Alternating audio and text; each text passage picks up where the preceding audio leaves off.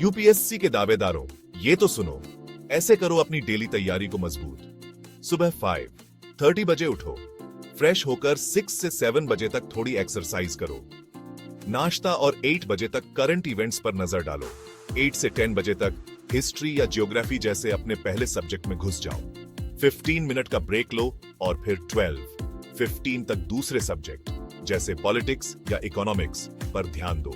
Lunch break 1:15 से 3:15 बजे तक ऑप्शनल सब्जेक्ट या जीएस पेपर पर फोकस करो। एक और छोटा ब्रेक। उसके बाद 3:30 से 5:30 तक अपने नोट्स रिवाइज करो।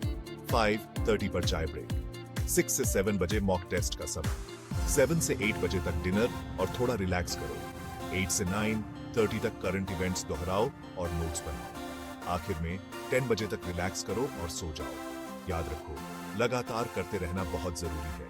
ब्रेक्स लो, अपडेटेड रहो और रेगुलरली प्रैक्टिस करो। अपनी प्रोग्रेस और जरूरत के हिसाब से एडजस्ट करो। तुम ये कर लोगे।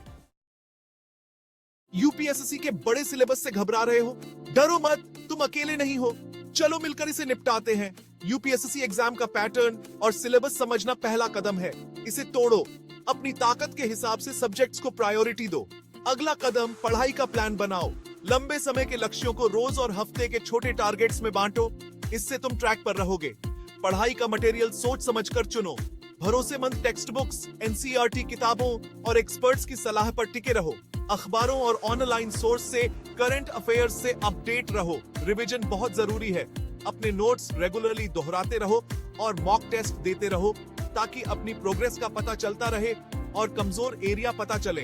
रोज पिछले साल के क्वेश्चन और मॉक टेस्ट से आंसर राइटिंग की प्रैक्टिस करो। टाइम लिमिट में कंसाइज और स्ट्रक्चर्ड आंसर लिखने पर फोकस करो। मोटिवेटेड और पॉजिटिव रहो। पढ़ाई का बैलेंस्ड रूटीन बनाओ और बर्नआउट से बचने के लिए ब्रेक लेते रहो।